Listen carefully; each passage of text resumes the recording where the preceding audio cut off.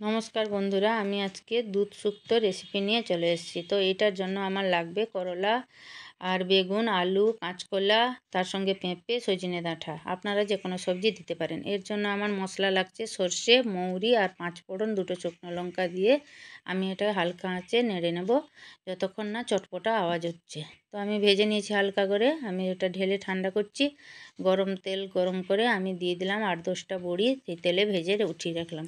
তো এখানে দিয়ে দেবো ওই তেলে আমি করলাতে নুন হলুদ দিয়ে ওটাকে লাল লাল করে ভেজে নেব। কিন্তু এখানে বলে রাখি বন্ধুরা, করলাটা কি যদি আগে থেকে নুন হলুদ মেখে আলাদা বাটিতে রাখেন, ভাজার সময় চিপড়ে ভেজে নেবেন, তাহলে তেতো একটুও লাগবে না। তো সেই তেলে আমি করলা ভাজার পরে আমি বাকি সবজিগুলো একসঙ্গে ভেজে নিচ্ছি। আমার যদি অনেক সবজি থাকতো তাহলে আমি আলাদা আলাদা পাট করে ভাজতাম। তো ওটা ভেজে নিয়ে ঢাকা চাপা দিয়ে হালকা মজে গেলে আমি দিয়ে দিচ্ছি আগে থেকে জাল করে রাখা দুধ। তো দুধটার পরিবর্তে আপনারা যদি দুধ না থাকে তাহলে নারকেলের দুধ বা আমুল দুধ দিতে পারেন।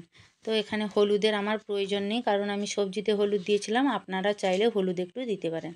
তো আমি ঢাকা চাপা নিয়ে সবজিটা সেদ্ধ করে নিয়েছি। শেষে দিয়ে দিলাম নামানোর সময় বড়ি আর ভেজে রাখা উচ্ছে।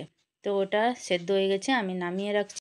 এবারে আমি কড়াটা পরিষ্কার করে নেব ছক দেওয়ার জন্য।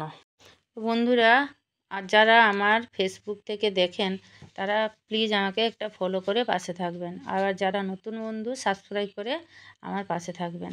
তো এবারে আমি কড়া বসিয়ে তেল দিয়ে দিচ্ছি। আপনারা চাইলে সরষা তেল দিতে পারেন বা ঘি দিতে পারেন। আমি দিয়ে দিচ্ছি সাদা তেল। তাতে অর্ধেক করে ভেঙে তেজপাতা, শুকনো লঙ্কাও অর্ধেক করে ভেঙেছি, 5 ফোড়ন দিয়ে দিলাম। 5 ফোড়নটা ফুটে উঠলে আমি দিয়ে দিব আদা বাটা। আপনারা চাইলে থেতো করে আদা দেবেন, আরও ভালো হবে। তো আমি আদাটা ছিটকাই যাতে না ছিটকাই, তাই আমি দিয়ে দিলাম লঙ্কা গুঁড়ো, একটুখানি লঙ্কা গুঁড়ো। তারপরে ওটা তেল ছাড়লে আমি দিয়ে দিচ্ছি বেটে রাখা পোস্ত এবং কাজুর বাটাটা 2 চামচ মতো দিয়ে দিচ্ছি। তো ওইটা কষাতে থাকবো তেল ছাড়া পর্যন্ত। তো বন্ধুরা, কোন কোন রেসিপি আপনারা দেখতে চান তো আমাকে কমেন্ট করে জানাবেন। নিরামিষ হোক বা আমিষ হোক, যে কোনো রান্না আপনারা কমেন্ট দিয়ে করবেন। তো আমি চেষ্টা করব আপনাদেরকে ভিডিও দেওয়ার জন্য। তো একটি করে লাইক করে আমার পাশে থাকবেন, তাহলে আমি ভিডিও বানাতে অনুপ্রেরণা পাবো। তো আমার তেল ছেড়ে গেছে, আমি তারপরে ঢেলে দেবো ভেজে রাখা ওই সেদ্ধ করে রাখা সবজিটা, দিয়ে ঢাকা চাপা দিয়ে দিলাম। তো ওটা আমার ভালো করে ফুটে উঠলে নামানোর কিছুক্ষণ আগে আমি দিয়ে দেবো ওই ম্যাজিক মশলাটা, যেটা ভেজে ঠান্ডা করে গুঁড়ো করে রেখেছিলাম, ওটা ছড়িয়ে দিলাম। তো শেষে 1 চামচ ঘি দিয়ে আমি নামিয়ে দেবো। তো বন্ধুরা, রেসিপিটি কেমন হলো কমেন্ট করে জানাবেন, অবশ্যই ভুলবেন না। টাটা।